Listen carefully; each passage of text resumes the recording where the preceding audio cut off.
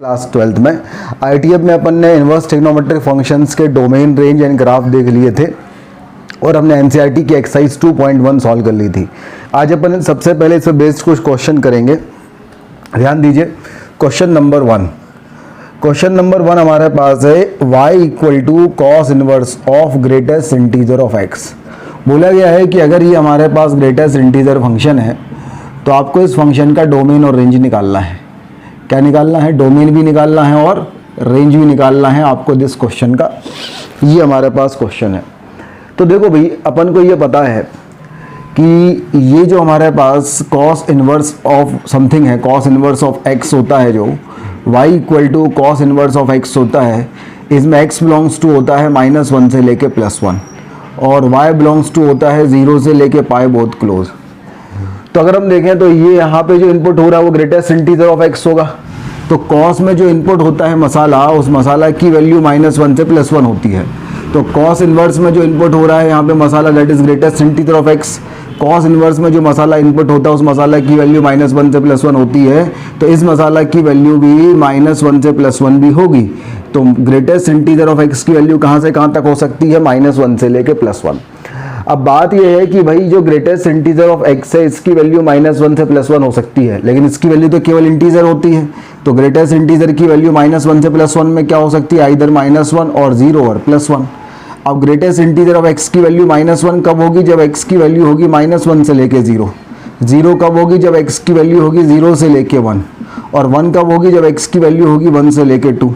तो अगर मैं देखूं तो हमारे पास जो इसका डोमेन आएगा वो डोमेन क्या जाएगा? -1 से लेके 2 जो है वो इसका डोमेन आ जाएगा।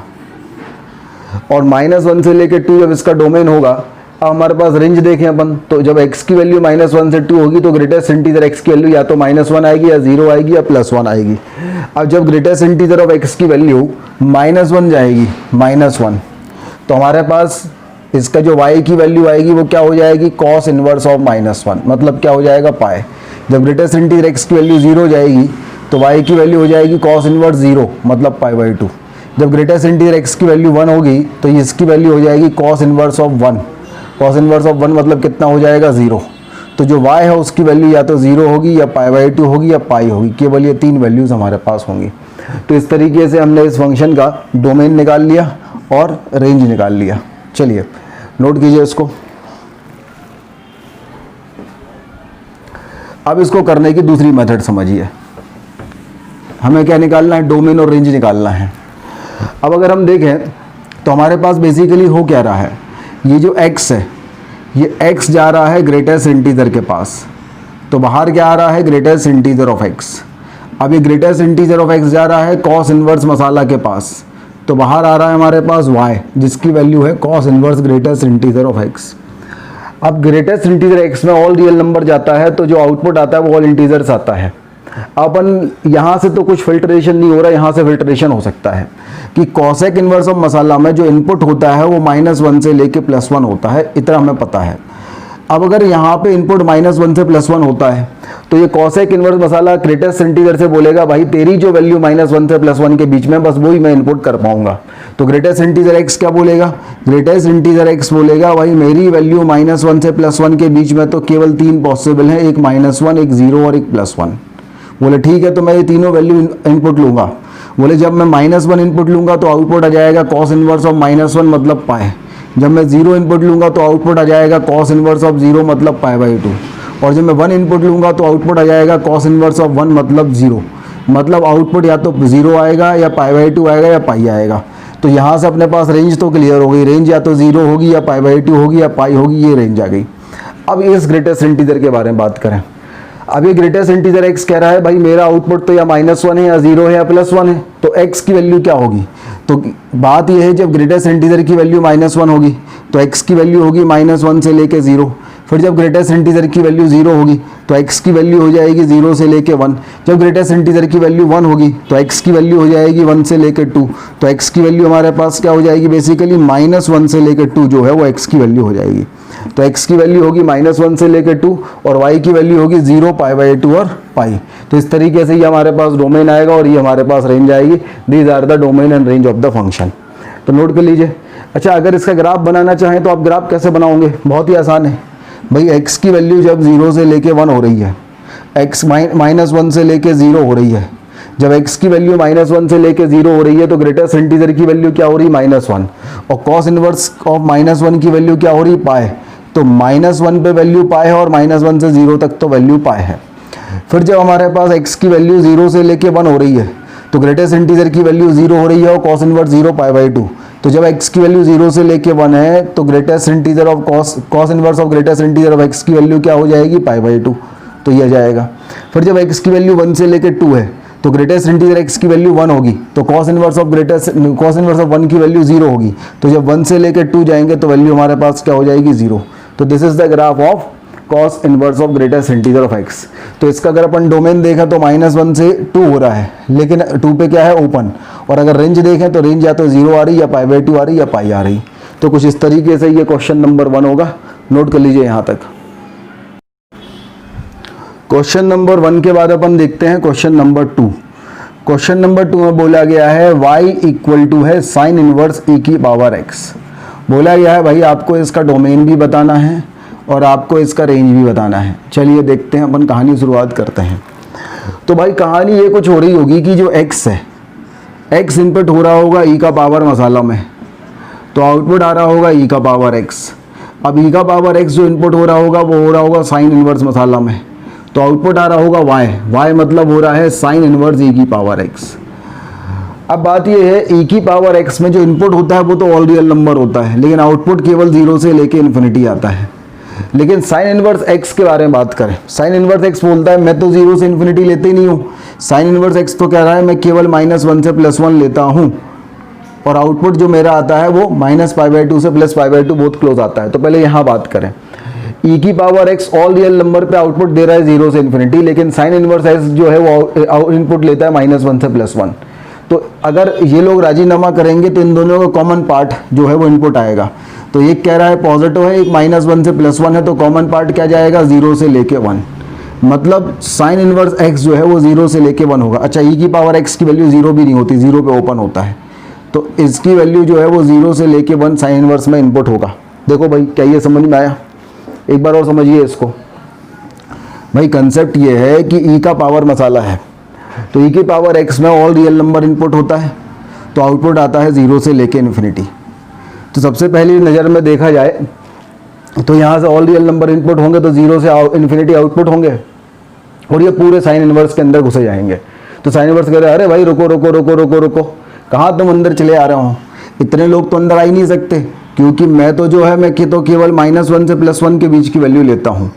अब भैया ये जो है ये e की पावर x जो है ये देना चाहता है, लेकिन साइन इनवर्स x ये लेना चाहता है। e की पावर x दे रहा है 0 से इन्फिनिटी, और साइन इनवर्स बोल रहा है अरे भाई तुम कहाँ इतने अंदर घुसे आ रहा हो, तो मैं केवल -1 से +1 लेता हूँ। फिर क्या होगा, इन दोनों का राजीनामा होगा। राजीनामा होगा मतलब इन अंदर क्या जाएगा, दोनों का कॉमन पार्ट। तो दोनों का कॉमन पार्ट मतलब दोनों का इंटरसेक्शन। तो दोनों का इंटरसेक्शन क्या होगा, 0 से लेके 1 पे तो क्लोज रहेगा, 0 पे ओपन, क्योंकि यहाँ 0 पे ओपन है। तो अब साइन इनवर्स x में इनपुट जाएगा 0 से लेके 1। अब साइन इनवर्स x की वैल्यू जब 0 से लेके 1 होती है तो साइन इनवर्स की वैल्यू कहाँ से कहाँ तक होगी, आउटपुट आएगा वो कहाँ से कहाँ तक आएगा, 0 पे 0 और 1 पे π/2, 0 पे ओपन π/2 पे क्लोज। तो इसकी जो रेंज आएगी वो तो 0 से π/2 आएगी। इतनी बात क्लियर हुई कि भाई जब हमारे पास इस कंडीशन में 0 से लेके 1 इनपुट होता है तो sine inverse 0 is 0, sine inverse 1 is π/2, तो जो आउटपुट आएगा वो तो 0 से π/2 आएगा। ये बात क्लियर हो गई। तो रेंज तो 0 से π/2 आ गई। अब अपन को डोमेन निकालना है। तो अब e की पावर x कह रहा है भाई साहब, x से e की पावर x कह रहा है कि भाई मुझे तुम केवल वो वैल्यू इनपुट दे सकते हो जिसमें आउटपुट 0 से लेके 1 आए। मतलब e की पावर x की वैल्यू जो है वो केवल 0 से लेके 1 आनी चाहिए। तो e की पावर x की वैल्यू ये होती है ना, ये 0 ये 1। तो e की पावर x की वैल्यू 0 से लेके 1, इसका ग्राफ 0 से 1 के बीच में ये होता है। ये कब होता है, जब x की वैल्यू कैसी हो, x की वैल्यू -इन्फिनिटी से लेके 0 हो। ठीक है, x की वैल्यू कैसी हो, -इन्फिनिटी से लेके 0, -इन्फिनिटी से लेके 0 में ये ग्राफ 0 से 1 के बीच में आएगा। तो x की वैल्यू क्या हो, -इन्फिनिटी से 0। तो इसमें डोमेन हमारे पास क्या आ गया, x की वैल्यू हो -इन्फिनिटी से लेके 0, 0 पे क्लोज। तो ये तो इसका डोमेन आ गया और ये इसका रेंज आ गया। भाई समझ में आया। e की पावर x कह रहा है x से केवल वही इनपुट आना कि आउटपुट 0 से 1 के बीच में ही आए और 0 पे ओपन रहे।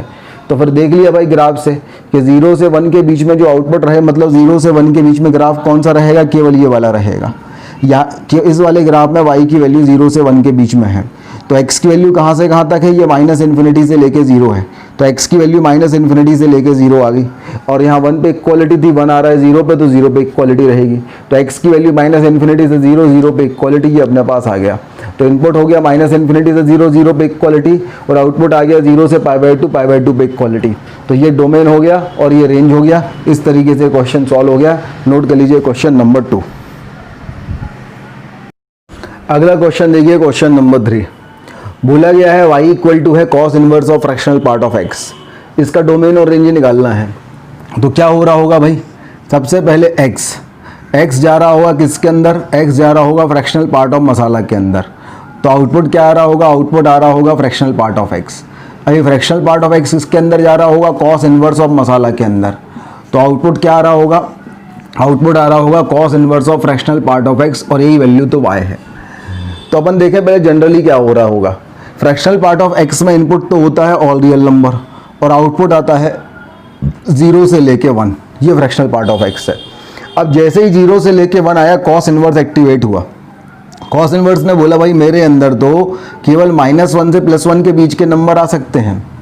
तो 0 से लेके 1, भाई क्या हुआ, कॉस इनवर्स ने बोला कि भाई मेरे अंदर तो -1 से लेके +1 के बीच के नंबर आ सकते हैं। तो फ्रैक्शनल पार्ट बोलेगा हाँ भाई, तो हम 0 से 1 ही तो ला रहे हैं, 0 से 1 के जो नंबर है वो -1 से +1 के बीच में ही तो लाई कर सकते हैं। बोले हाँ सही बात है, करते हैं। तो बोले चलो आ जाओ फिर तुम अंदर। तो कॉस इनवर्स x पूरा का पूरा जो है इसको अंदर ले लिया, तो y की वैल्यू कहाँ से कहाँ तक आएगी।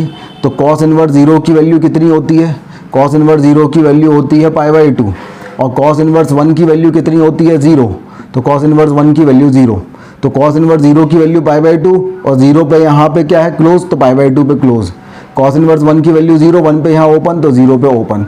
तो y की वैल्यू क्या आ गई, 0 से लेके π/2, और x की वैल्यू हमारे पास क्या आ गई, ऑल रियल नंबर। तो ये क्या आ गया, डोमेन, और ये क्या आ गया, रेंज। नोट कर लो भाई, ये क्वेश्चन नंबर 3 हो गया। इसके बाद अगला क्वेश्चन है y equal to sine inverse of fractional part of x। बोला गया है आप इसका डोमेन निकालिए, और रेंज निकालिए। तो यहाँ भी कंसेप्ट यही है। ये सबसे पहले अपने पास जो है जो x है, x इनपुट हो रहा होगा फ्रैक्शनल पार्ट ऑफ मसाला के अंदर। तो आउटपुट क्या आ रहा होगा, आउटपुट आ रहा होगा fractional part of x। Fractional part of x जो है वो इनपुट हो रहा होगा साइन इनवर्स ऑफ मसाला के अंदर। तो आउटपुट आ रहा होगा sign inverse of fractional part of x, और इसी की वैल्यू तो y है। अब अपन कहानी की शुरुआत करते हैं। बोलते हैं भाई फ्रैक्शनल पार्ट ऑफ x ने का जो है इनपुट तो होता है ऑल रियल नंबर, और आउटपुट आता है 0 से लेके 1, 1 पे ओपन। अब साइन इनवर्स x एक्टिवेट हुआ, उसने फ्रैक्शनल पार्ट ऑफ x से बोला कि भाई हम तो केवल -1 से +1 के बीच के नंबर ले सकते हैं। तो फ्रैक्शनल पार्ट ऑफ x ने बोला ओके सर, मैं 0 से 1 का नंबर लेके आया हूँ, वो इसके बीच में ही है। बोले हाँ सही बात है, बीच में ही है, तो तुम पूरे के पूरे अंदर आ सकते हो। पूरे के पूरे अंदर आएंगे तो आउटपुट क्या आएगा, तो साइन इनवर्स ऑफ 0 की वैल्यू क्या होगी 0, और साइन इनवर्स ऑफ 1 की वैल्यू क्या होगी π/2। तो y की वैल्यू हमारे पास 0 से लेके π/2 होगी। यहाँ 0 पे क्लोज है, साइन इनवर्स 0 0 होता है तो 0 पे क्लोज आएगा। यहाँ 1 पे ओपन है, साइन इनवर्स 1 π/2 आता है तो π/2 पे ओपन आएगा।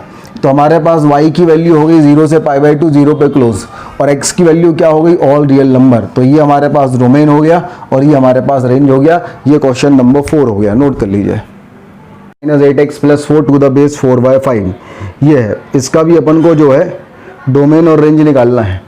तो डोमेन और रेंज निकालने के लिए अपन देखें कि हमारे पास क्या होगा। सबसे पहले हमारे पास जो x है, x एक अंदर किसके अंदर जा रहा होगा, 5 इंटू मसाला का square minus of 8 into masala plus of 4 के अंदर।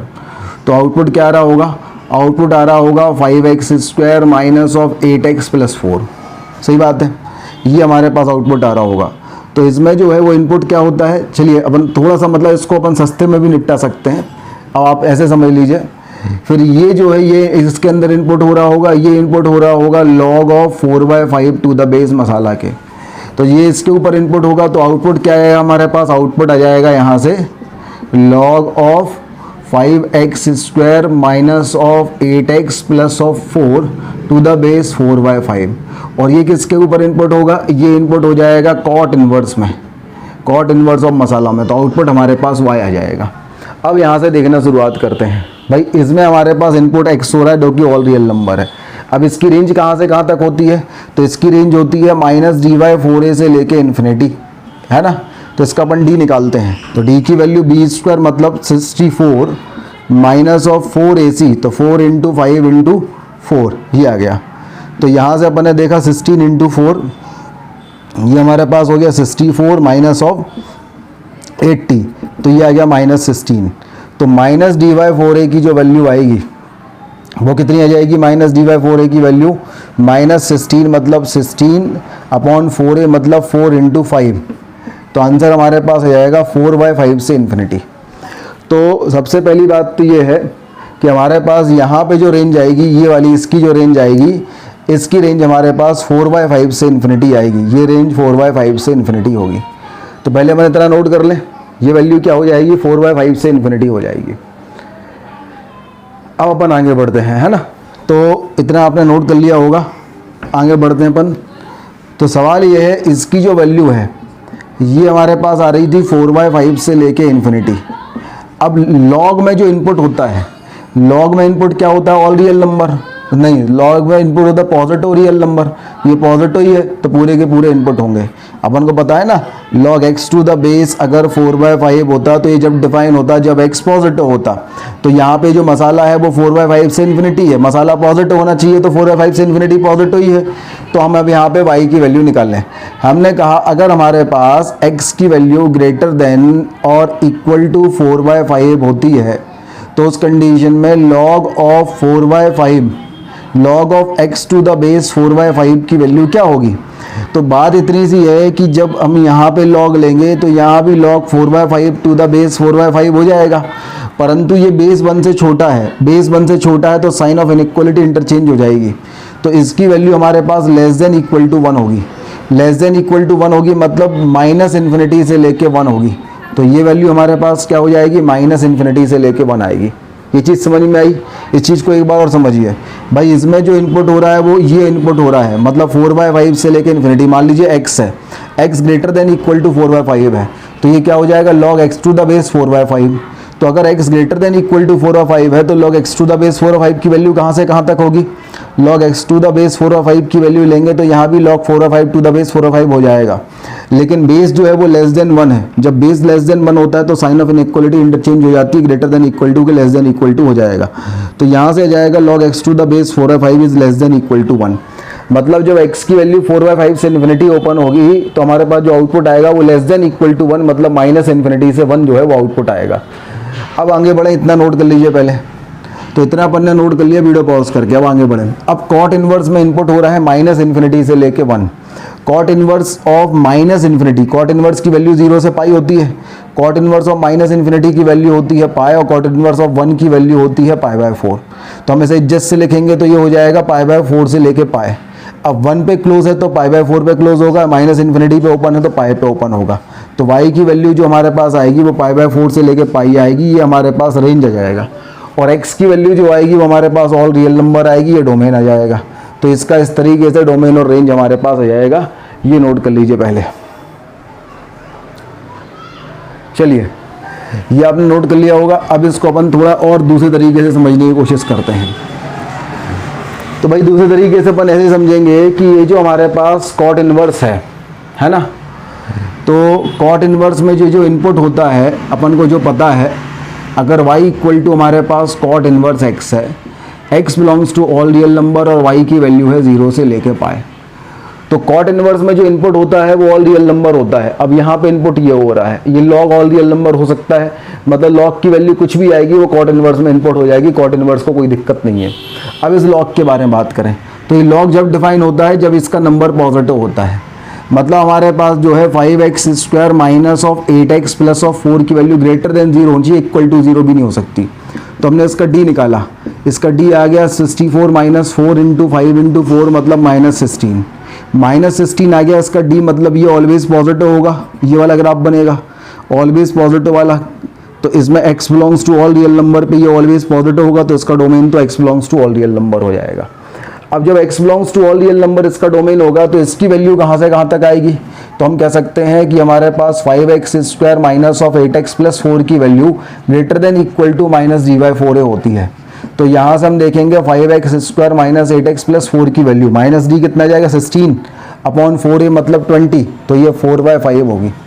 अब अगर दोनों तरफ मैं लॉग ले लूँगा बेस 4/5 में, तो लॉग 4/5 और ये हो जाएगा 5x² minus of 8x plus 4 is greater than equal to log 4/5 to the base 4/5। यहाँ अपन ने गलत कर दिया क्योंकि बेस जो है वो लेस देन 1 है, तो साइन ऑफ इनइक्वालिटी चेंज हो जाएगी, तो इसकी value less than equal to 1 आएगी। अब हमारे पास ये जो मसाला है, इस मसाला की value less than equal to 1 है।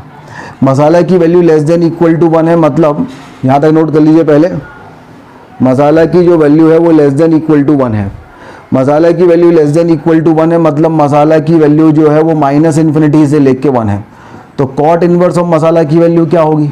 तो कॉट इनवर्स माइनस इन्फिनिटी की वैल्यू होती है पाई, और कॉट इनवर्स 1 की वैल्यू होती है पाई/4, और कॉट इनवर्स एक डिक्रीजिंग फंक्शन होता है, तो साइन ऑफ इनइक्वालिटी चेंज हो जाएंगी।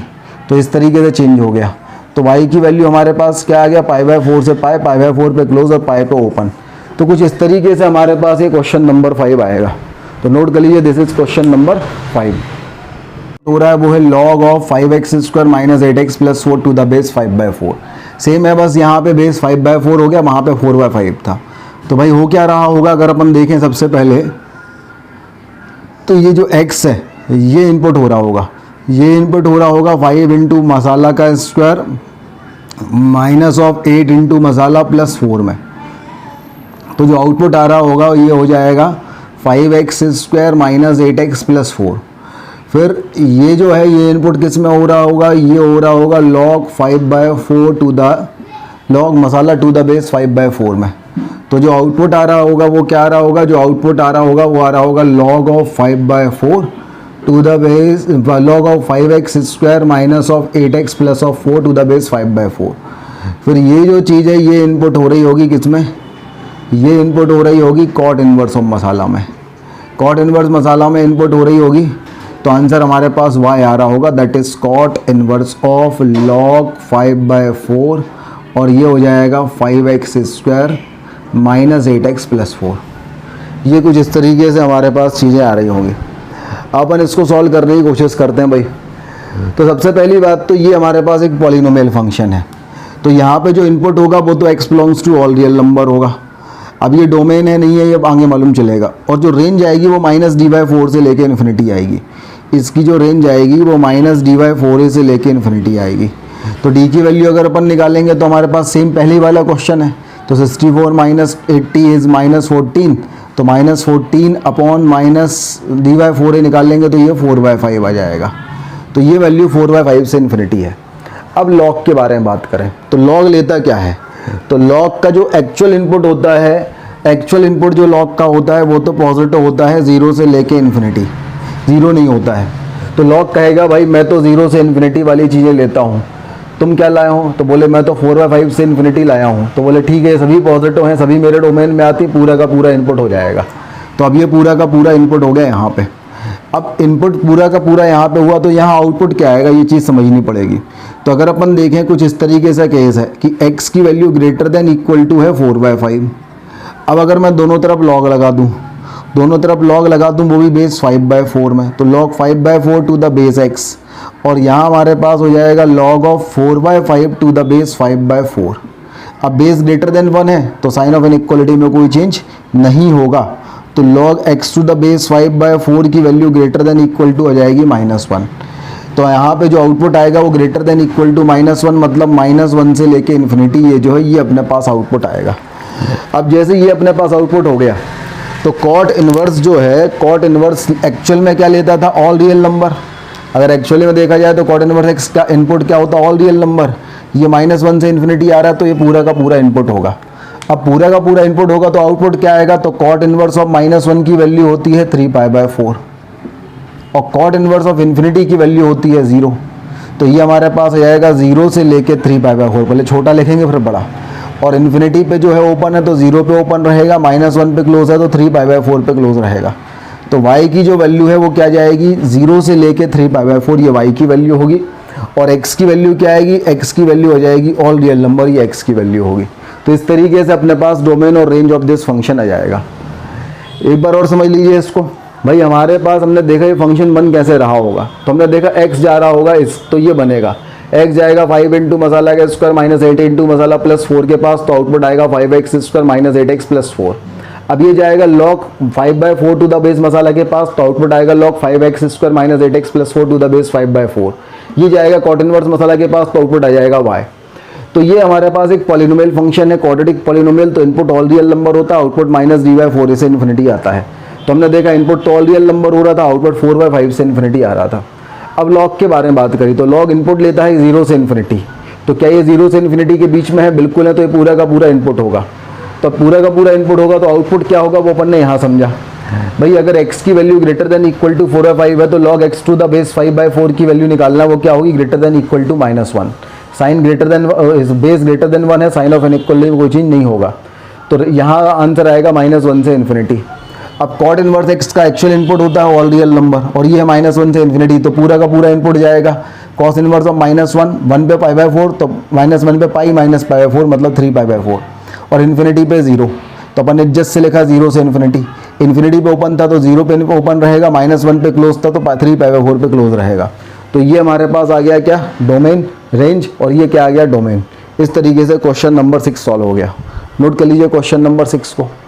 हाँ भाई, क्वेश्चन नंबर 6 के बाद देखो क्वेश्चन नंबर 7।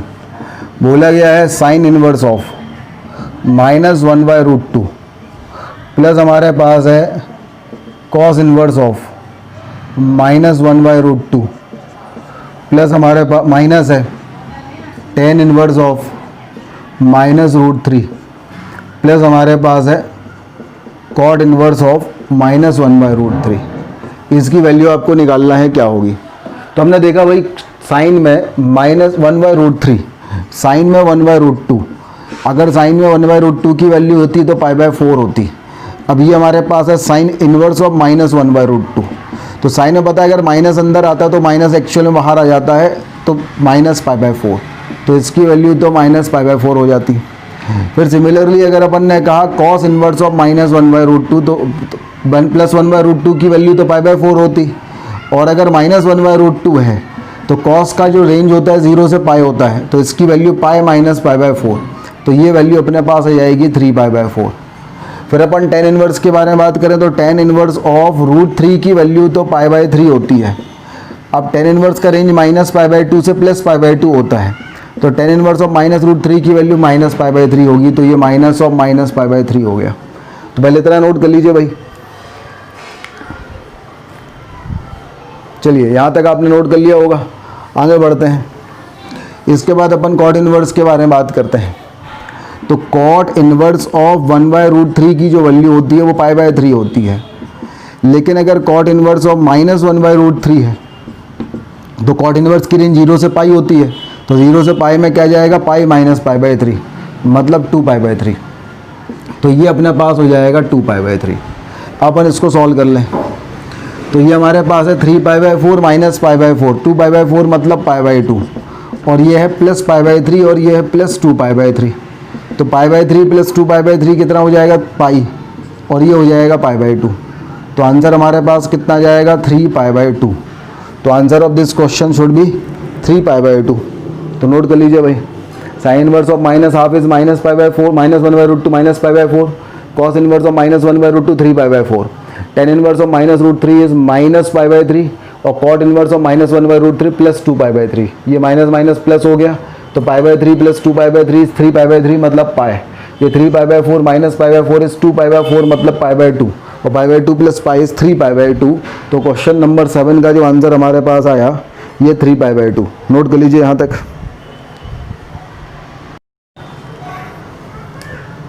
अगला क्वेश्चन देखिए, क्वेश्चन नंबर 8।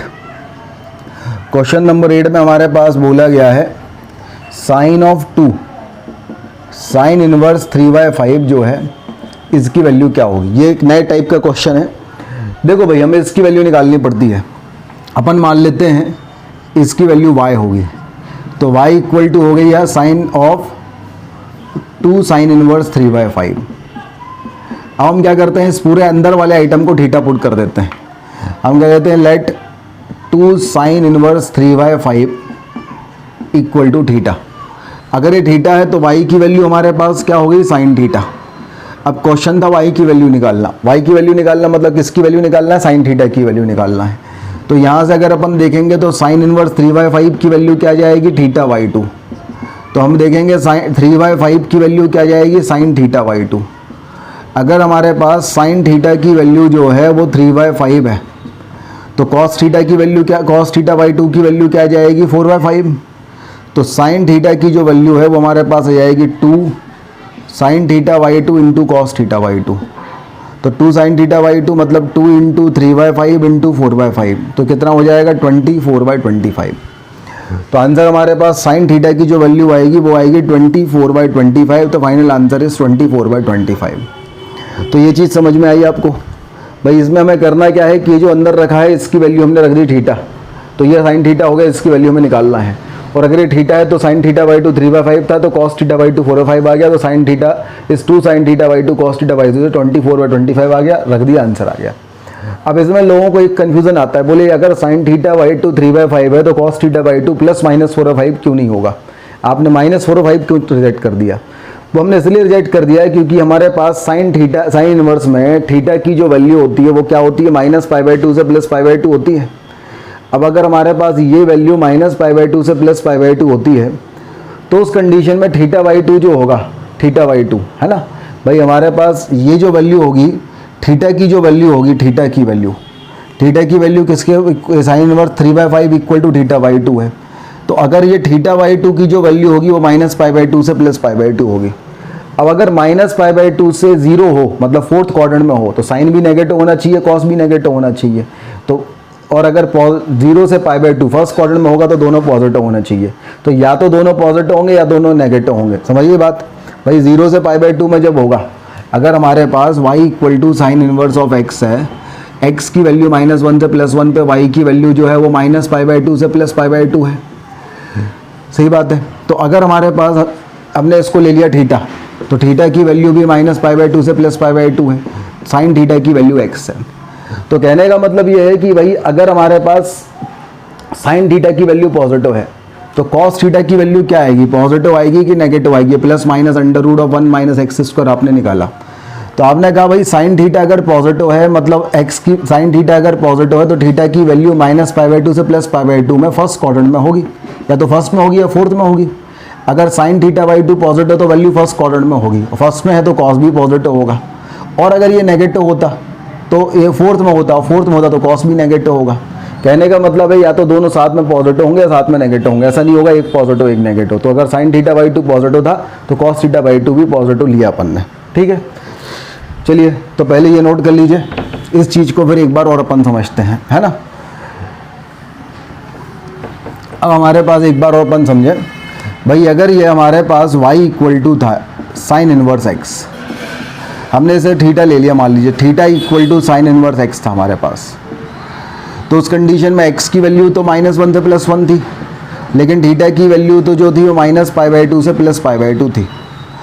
अब आपने कहा भाई x की वैल्यू हमने साइन थीटा ले लिया, x की वैल्यू आपने साइन थीटा ले लिया तो कॉस थीटा की वैल्यू क्या होगी, तो भाई कॉस थीटा की वैल्यू यहाँ से तो ±√1 - x² होगी।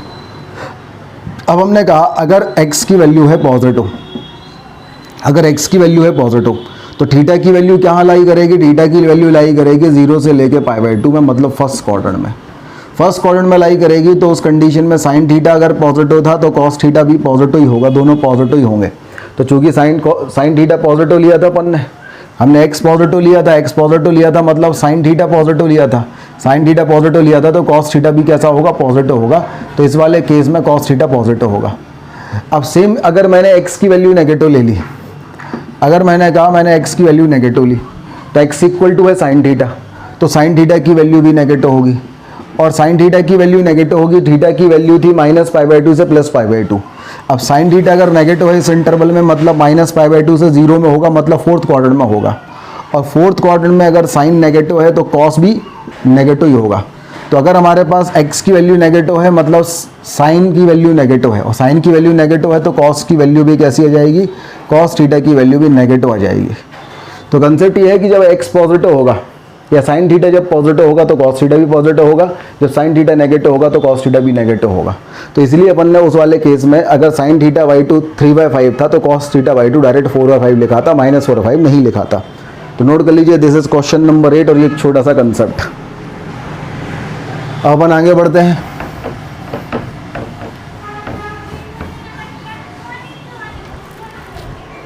अगला क्वेश्चन देखो भाई, अगला क्वेश्चन नंबर 9। क्वेश्चन नंबर 9 में हमसे बोला गया है कि sine of not sine inverse, sine of arc sine 3/5 minus of arc cos 3/5 इसकी वैल्यू क्या होगी। तो पहली बात तो ये ध्यान रखिए कि अगर हमारे पास आर्क साइन लिखा है तो आर्क साइन का मतलब होता है साइन इनवर्स। अगर आर्क कॉस लिखा है तो इसका मतलब होता है कॉस इनवर्स। अगर आर्क टेन लिखा है तो इसका मतलब टेन इनवर्स। तो बेसिकली हमारे पास जो क्वेश्चन है वो ये है कि sign inverse of 3/5 minus of cos inverse of 3/5 की वैल्यू क्या होगी। अपन मान लेते हैं इसकी वैल्यू y होगी। अब अपन ने ऐसा किया कि साइन इनवर्स ऑफ 3/5 को a ले लिया और कॉस इनवर्स 3/5 को हमने b ले लिया, तो ये साइन a माइनस b आ गया। हमने क्या किया, हमने साइन इनवर्स 3/5 को ले लिया a और हमने क्या किया, कॉस इनवर्स ऑफ 3/5 को ले लिया b। तो ये हमारे पास साइन a माइनस b आ गया। तो यहाँ पे जो वैल्यू हमारे पास होगी वो क्या होगी, sine a into cos b minus हो जाएगा cos a into sine b। ये वैल्यू जो है ये क्वेश्चन नंबर 1 की वैल्यू हमें निकालना है। यहाँ से अपन ने देखा कि भाई हमारे पास साइन a की वैल्यू कितनी है 3/5 पॉजिटिव, तो कॉस a की वैल्यू भी पॉजिटिव होगी तो कितनी आ जाएगी 4/5। सिमिलरली यहाँ पे हमने देखा कॉस b की वैल्यू जो है वो पॉजिटिव है तो b 0 से π/2 में फर्स्ट क्वाड्रेंट में है, तो साइन b भी पॉजिटिव होगा तो साइन b की वैल्यू भी 4/5 हो जाएगी। तो हमने अब यहाँ पे वैल्यू पुट कर दिया, तो साइन a की वैल्यू कितनी होगी 3/5 और कॉस b की वैल्यू कितनी होगी 3/5, कॉस a की वैल्यू कितनी होगी 4/5 और साइन b की वैल्यू भी होगी 4/5। तो ये आंसर हमारे पास आ गया 9 - 16/25। तो आंसर आ गया -7/25। Answer of this question is -7/25। Note कर लीजिए, this is question number 9। Question number 9 के बाद अपन आते हैं क्वेश्चन नंबर 10। क्वेश्चन नंबर 10 में बोला गया है find the value of tan of, अंदर लिखा है 1/2 और ये लिखा है कॉस इनवर्स और यहाँ लिखा है √5/3। इसकी वैल्यू जो है वो अपन को निकालनी है। तो अपन ऐसा करते हैं, अपन इसकी वैल्यू ले लेते हैं y और इस पूरे की वैल्यू ले लेते हैं थीटा। तो हमारे पास y इक्वल है tan थीटा जिसकी वैल्यू अपन को निकालनी है। हमने देखा हमने थीटा की वैल्यू जो ली है वो हमने ली है 1/2 कॉस इनवर्स √5/3। तो ये 2 थीटा हो जाएगा, 2 थीटा की वैल्यू हो जाएगी कॉस इनवर्स √5/3। तो ये हो जाएगा cos 2 थीटा, इसकी वैल्यू हो जाएगी √5/3। अब अगर cos 2 थीटा की वैल्यू √5/3 है तो tan थीटा की वैल्यू निकालना है। तो tan थीटा की वैल्यू अपन कैसे निकालते थे, तो tan थीटा अगर अपन देखें तो अपन लिख सकते थे ऊपर sin 2 theta upon 1 minus of cos 1 plus of cos 2 theta, ऐसा लिख सकते थे। sin 2 थीटा की वैल्यू क्या आती थी हमारे पास 2 sin θ/2 cos θ/2 और 1 प्लस कॉस 2 थीटा होता था 2 cos स्क्वायर θ/2 नहीं थीटा 2 cos स्क्वायर थीटा। तो आंसर हमारे पास क्या आता था साइन थीटा आ जाता, sine upon cos tan theta आ जाता था। तो अगर हमारे पास cos 2 थीटा की वैल्यू √5/3 है तो सबसे पहले अपन को sin 2 थीटा की वैल्यू निकालनी पड़ेगी। तो भैया अगर हमारे पास cos 2 थीटा की वैल्यू है √5/3, तो पहली बात तो ये है cos 2 थीटा अगर √5/3 है तो sin 2 थीटा की जो वैल्यू हमारे पास आएगी ये जाएगी 1 माइनस ऑफ 5/9 है ना, इसका स्क्वायर 9 - 5 4/9 मतलब 2/3 और प्लस माइनस। तो sin 2 थीटा की वैल्यू क्या जाएगी हमारे पास प्लस माइनस। अब तो देखो कॉमन सेंस ये है cos पॉजिटिव है तो sin भी पॉजिटिव होगा, दोनों साथ में पॉजिटिव होते हैं। क्योंकि अगर cos 2 थीटा पॉजिटिव है तो 2 थीटा की वैल्यू जो है वो क्या होगी, देखें जरा भाई हमारे पास ये है cos inverse of something equal to 2 theta. तो cos इनवर्स ऑफ समथिंग की वैल्यू 0 से पाई होगी तो 2 थीटा की वैल्यू भी 0 से पाई होगी। और अब cos इनवर्स समथिंग अगर पॉजिटिव है इसका मतलब जो है ये अंदर वाली चीज़ पॉजिटिव है तो 2 थीटा 0 से π/2 के बीच में होगा और 2 थीटा फर्स्ट क्वाड्रेंट में होगा तो अगर cos पॉजिटिव है तो साइन भी पॉजिटिव होगा। तो साइन थीटा की वैल्यू क्या जाएगी 2/3। तो हमने वैल्यू अगर पुट कर दी तो ये आ गया 2/3 और ये हमारे पास आ गया 1 + √5/3। तो आंसर हमारे पास आ जाएगा 2/3 + √5। तो tan थीटा की जो वैल्यू हमारे पास आ जाएगी वो आ जाएगी 2/3 + √5। चाहे तो उसको रेशनलाइज कर दें, रेशनलाइज करेंगे तो ऊपर आ जाएगा 3 - √5, नीचे 9 - 5 मतलब 4, तो ये 2 से 2 कैंसिल हो जाएगा। तो फाइनल आंसर आ जाएगा 3 - √5 / 2। तो final answer of this question is 3 - √5 / 2। तो नोट कर लिए दिस क्वेश्चन। ये हो गया अपने पास क्वेश्चन नंबर 10। पास जो y है जिसकी वैल्यू अपन को निकालना है ये है साइन, इसके अंदर है tan इनवर्स, फिर है cos और इसके अंदर है cot इनवर्स और अंदर है -1/√3। इसकी वैल्यू निकालना है। देखिए आसान है। आसान क्यों है कि हमें cot इनवर्स -1/√3 की वैल्यू पता है। हमें पता है cot इनवर्स ऑफ 1/√3 अगर होता तो इसकी वैल्यू π/3 होती। अब अगर cot इनवर्स -1/√3 है तो cot इनवर्स की रेंज तो 0 से पाई होती है, तो इसकी वैल्यू π - π/3 होगी, मतलब 2π/3 होगी। तो ये हमारे पास आ जाएगा cos 2π/3 और ये आ जाएगा tan इनवर्स और ये आ जाएगा साइन। ये पहली चीज़ हो गई। अब अगर cos 2π/3 है तो cos ऑफ π - π/3 इज -cos π/3, तो इसकी वैल्यू -½ हो गई। तो ये हमारे पास जो है sign of tan inverse of -½ आ गया, है ना। तो ये हमारे पास आ गया। अच्छा, अब tan inverse of -½ minus tan inverse ½ तो ये minus of tan inverse of ½ आ गया। और sine inverse of -θ is minus sine inverse θ, तो ये minus of sine of tan inverse of ½ आ गया। This is the value of y जो हमें निकालना है इक्वेशन नंबर 1। तो पहले यहाँ तक नोट कर लीजिए। तो ये वैल्यू जो है वो अपन को निकालना है। ये अपना आधा सवाल हुआ है अभी तक। चलिए, आई होप अपने यहाँ तक नोट कर लिया होगा। तो आपने अगर यहाँ तक नोट कर लिया है तो हमारे पास क्वेश्चन ये है कि y जो है इसकी वैल्यू है minus of sign tan inverse of ½ इसकी वैल्यू आपको निकालनी है। तो अपन ऐसा करते हैं, tan इनवर्स ½ को ले लेते हैं थीटा। अगर अपन tan इनवर्स ½ को थीटा ले लेते हैं तो y की वैल्यू हमारे पास माइनस साइन थीटा आ गई। This is the equation number 1। तो थीटा की वैल्यू अपन ने ले ली tan इनवर्स ऑफ -½ तो tan थीटा की वैल्यू अपने पास आ गई ½ अब tan थीटा अगर ½ है तो साइन थीटा क्या जाएगा, ½ 1/4 + 1 5 1/√5, है ना। और थीटा की वैल्यू क्या जाएगी हमारे पास, साइन इनवर्स ऑफ 1/√5। अगर tan पॉजिटिव है तो मतलब tan अगर पॉजिटिव है तो थीटा की वैल्यू फर्स्ट क्वाड्रेंट में होगी, फर्स्ट क्वाड्रेंट में होगी तो साइन भी पॉजिटिव होगा। तो साइन थीटा की जो वैल्यू हमें निकालनी थी ये 1/√5 आ गई। तो आंसर आ गया -1/√5। This is the final answer of this question number 11। तो नोट करें क्वेश्चन नंबर 11। क्वेश्चन नंबर 11 का फाइनल आंसर -1/√5। नोट कर लीजिए यहाँ तक।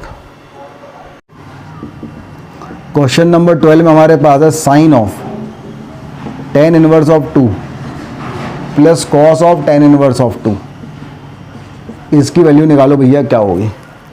अपन ने कहा भाई इसकी वैल्यू अपन ले लेते हैं y और tan इनवर्स 2 को ले लेते हैं थीटा। तो y = आ गया अपने पास tan inverse 2, theta = tan inverse 2। तो y की वैल्यू जो अपन को निकालना है वो निकालना है sine theta plus cos theta.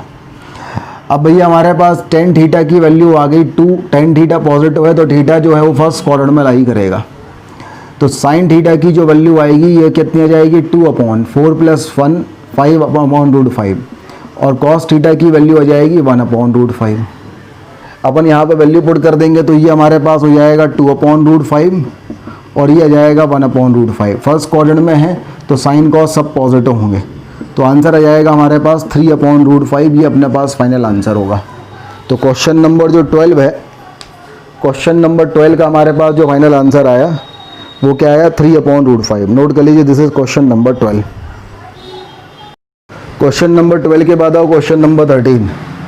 बोला गया है tan of 2 tan inverse 1/5 minus π/4 है। इसकी वैल्यू निकालो क्या होगी। हमने कहा भाई इसकी वैल्यू होगी y और हमने ये जो 2 × tan इनवर्स 1/5 है इसकी वैल्यू ले ली थीटा। तो ये tan थीटा माइनस π/4 हो गई। तो इसकी value tan theta minus tan π/4 upon 1 + tan theta × tan π/4। ये वैल्यू अपन को निकालनी है। tan थीटा की वैल्यू अपन ने tan π/4 की वैल्यू 1 पुट कर दी। अब यहाँ पे टेन थीटा की वैल्यू पुट करेंगे तो आंसर आ जाएगा। तो थीटा की वैल्यू अपन ने ली है 2 इंटू टेन इनवर्स 1/5। तो यहाँ से हमारे पास थीटा बाई 2 की वैल्यू आ गई टेन इनवर्स ऑफ 1/5। तो यहाँ से हमारे पास टेन थीटा बाई 2 की वैल्यू 1/5 आ गई। अब अगर टेन थीटा बाई 2 पता है तो टेन थीटा की वैल्यू हो जाएगी 2 tan theta by 2 upon 1 minus ten square theta by 2। तो हो जाएगी 2/5 और 1 माइनस 1/25। तो 25 माइनस 1 हो गया 24। तो हो गया 2/5 और 24/25। तो ये हमारे पास जो है इसकी वैल्यू आ गई 5/12। तो टेन थीटा अपन ने 5/12 यहाँ पुट कर दिया। तो ये 5/12 माइनस 1/1 प्लस 5/12। तो 5 माइनस 12 आ गया हमारे पास -7/17। तो answer of this question is -7/17। तो नोट कर लीजिए दिस इज क्वेश्चन नंबर 13 और answer of this question is -7/17। Question number 14 में बोला गया है कि अगर हमारे पास cos inverse x plus cos inverse y plus cos inverse z, इसकी वैल्यू अगर 3 पाई है तो find the value of x का पावर 2004 प्लस y का पावर 2004 प्लस z का पावर 2004 प्लस 6 अपॉन x का पावर 2003 प्लस y का power 2003 plus z का पावर 2003। अब देखो बात यह है, ये कॉस इनवर्स x है, cos inverse y, cos inverse z। Cos inverse की वैल्यू 0 से पाई होती है, मैक्सिमम वैल्यू पाई होती है, मिनिमम वैल्यू 0 होती है। अब ये 3 पाई है, ये 3 पाई केवल तब हो सकता है जब तीनों अपनी मैक्सिमम वैल्यू पाई ले लें। तो कॉस इनवर्स x की वैल्यू भी हमारे पास क्या हो गई, पाई। कॉस इनवर्स y की वैल्यू भी हमारे पास क्या हो गई, पाई। और कॉस इनवर्स z की वैल्यू भी पाई। और अगर कॉस इनवर्स x की वैल्यू पाई है तो x की वैल्यू क्या हो जाएगी, -1। कॉस इनवर्स y पाई है तो y की वैल्यू -1। कॉस इनवर्स z पाई है तो z की वैल्यू -1। अब हमने यहाँ वैल्यू पुट करी तो -1 का पावर 2004 प्लस 1, -1 का पावर 2004 प्लस 1, -1 का पावर 2004 प्लस 1। और ये 2003 है, ऑड है तो -1। तो -1 इज -3। तो ये आ गया 3 -2। तो फाइनल आंसर इज 1। तो क्वेश्चन नंबर 14 का जो आंसर आएगा वो आंसर क्या जाएगा, 1। This is question number 14। Note कर लीजिए क्वेश्चन नंबर 14। हाँ भाई, अब अगला क्वेश्चन है y equal to signum function of cot inverse x। तो सवाल ये है कि x की वैल्यू एनी रियल नंबर हो जाए। x की वैल्यू अगर हमारे पास ये है कॉट इनवर्स ऑफ मसाला, x की वैल्यू ऑल रियल नंबर पे कॉट इनवर्स की वैल्यू 0 से लेके पाई होती है। मतलब ये जो वैल्यू है ये हमेशा 0 से पाई होगी। 0 से पाई होगी मतलब कैसी होगी, पॉजिटिव होगी। और सिग्नम फंक्शन में जब पॉजिटिव इनपुट होता है तो इसकी वैल्यू क्या होती है, हमेशा 1 होती है। नेगेटिव की -1 और 0 की 0। तो कॉट इनवर्स x हमेशा पॉजिटिव होगा तो उसकी वैल्यू हमेशा कितनी होगी, 1।